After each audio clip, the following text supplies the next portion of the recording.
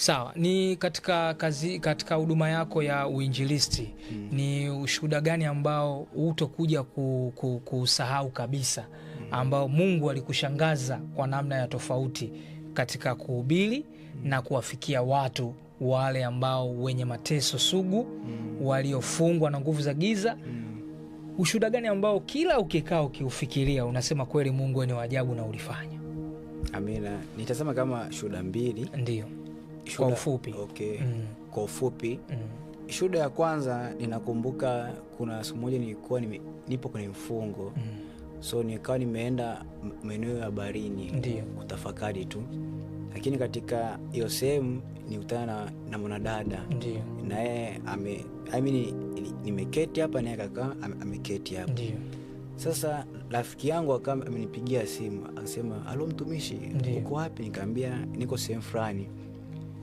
Yule mwanadada baada ya kusikia vile akasema, "Kumbe ni mtumishi." Nikasema, "Mimi ni mtumishi, mimi nampenda Yesu." Akasema, "Sasa mtumishi, mimi na shida bwana. Yaani mimi na shida, lakini inaamini hapa kwako utanisaidia." Ndio. Nikasema hapa ndio mahali pake, kwa sababu Yesu alikuja kwa ajili ya watu kama nyie. Okay. Umeona? Nikamwambia basi karibu. Akaniambia kwamba mimi bwana, nakumbuka niliweka njiti. Aliweka njiti hapa. Ndio. Na hiyo njiti ilikaa miaka 5. Na baada ya kutoa hiyo njiti sikuwahi kuona siku zangu, na wala sishiki mimba kabisa mtumishi. Lakini pia shida nyingine ilionayo, nikaenda kuomba sehemu hata kibarua, ninaomba nini mapenzi. Ndio. Nikamwambia ndio hivyo. Nikamwambia unamwamini Yesu? Akasema mimi namwamini Yesu, lakini mimi ni Muislamu. Ndio.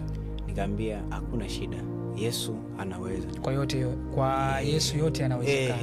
Okay. Mimi kwa baada ya kutoka pale, dada anipigia simu kesho, ameona siku zake. Lakini pia yupo kazi tena, anasema mtumishi, niko busy sana. Nikamwambia Mungu amefanya. Mungu amefanya.